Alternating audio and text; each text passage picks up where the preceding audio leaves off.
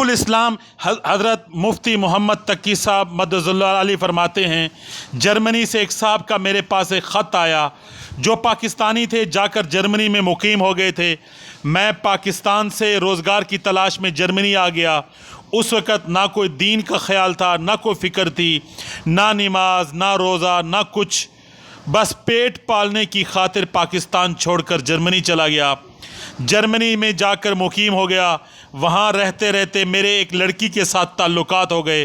یہ جرمن لڑکی تھی، عیسائی تھی۔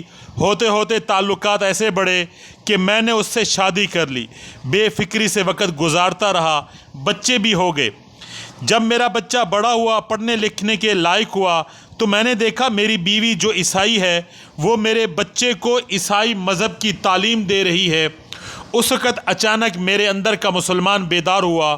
میرے اندر سے غیرت نے مجھے للکارا، یہ تیرا بیٹا ہے، عیسائی بن رہا ہے، اس کو ماں عیسائیت کی تعلیم دے رہی ہے۔ اس دن سے میرے دل میں انقلاب پیدا ہو گیا۔ میں نے سوچا میں اسے روکوں۔ میں نے اپنی بیوی سے کہا، یہ میرا بیٹا ہے، تم اس کو عیسائیت کی تعلیم نہیں دے سکتی۔ بیوی نے کہا، کیوں نہیں دوں؟ یہ میرا بھی بیٹا ہے، میں جس چیز کا حق سمجھتی ہوں اور صحیح سمجھتی ہوں اس کے مطابق میں اپنے بیٹے کو تعلیم دوں گی، آپ کو روکنے کا کوئی حق نہیں۔ میں نے کہا، نہیں، تمہارا مذہب حق نہیں، ہمارا مذہب حق ہے۔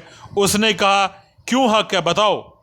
اب جب بات کرنی شروع کی تو مجھے زیادہ معلومات نہیں تھیں۔ نتیجہ یہ ہوا، جب بھی بحث کرتا تو وہ جیت جاتی، میرے پاس جواب نہ بنتا۔ یہ سب کچھ ہوتا رہا۔ اسی کشمکش کی وجہ سے میں تھوڑا سا نماز روزے کی طرف بھی متوجہ ہو گیا، لیکن جب بھی بحث کرتا تو میں اس کو قائل نہیں کر پاتا۔ وہ میرے بچے کو خراب کر رہی تھی۔ خدا کے لیے میری مدد کیجیے۔ یہ اس مسلمان کا مضمون تھا کہ میں نے اللہ تعالیٰ سے دعا کی، یا اللہ بیچارہ اس مشکل میں مبتلا ہے، ایسی کوئی تدبیر میرے دل میں ڈال دیجیے کہ میں اس مسئلے کو حل کروں۔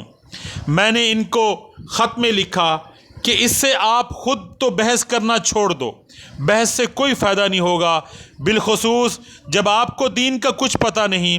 البتہ اس کو دو باتوں پر کسی طرح راضی کر لو۔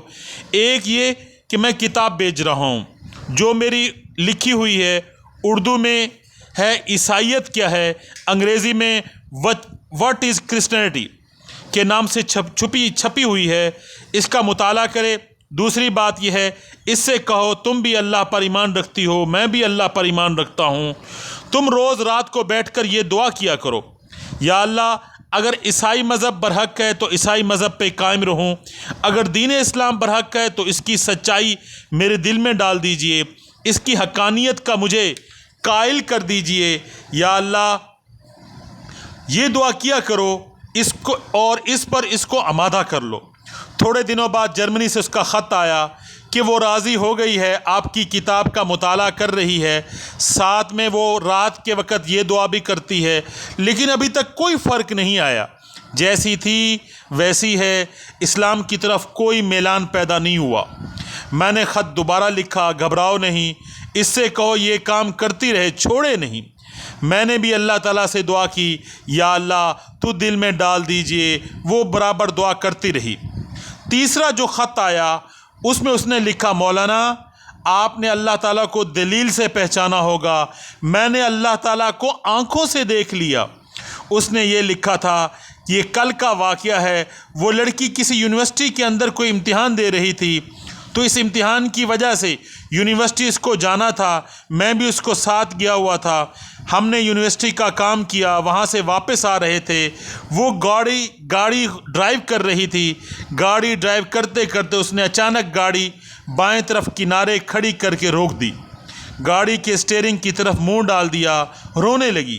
میں سمجھا خدا نہ کرے کوئی دل کی تکلیف ہو رہی ہے، کوئی اس کو دورہ پڑا ہوا ہے جو اچانک گاڑی روکی اور رونے لگی۔ میں نے پوچھا کیا بات ہے، تو اس نے اتنا رونا آ رہا تھا کہ وہ بول بھی نہیں پا رہی تھی۔ تو میں نے اس سے پوچھا، بھائی کیا بات ہے، کوئی تکلیف ہے، کوئی پریشانی ہے؟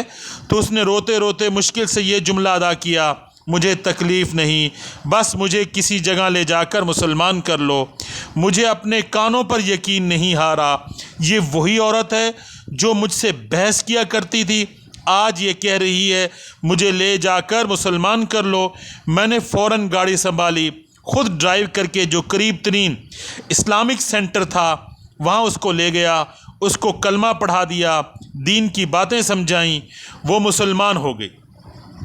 الحمدللہ آج جب رات کو واپس آئے تو رمضان کے دن تھے، تو آج ہم سحری میں دونوں اٹھے، پہلا دن ہے، ہم دونوں روزہ رکھ رہے ہیں۔ اس میں آپ کو خط لکھ رہے ہیں، ایک خط اس کا تھا، دوسرا خط اس عورت کا تھا۔ میرے نام اس نے لکھا کہ میں آپ کی شکر گزار ہوں، آپ نے مجھے ایک ایسا طریقہ بتایا جس نے مجھ پر حق کا راستہ کھول دیا، آپ بتائیں میں آگے کس طرح چلوں۔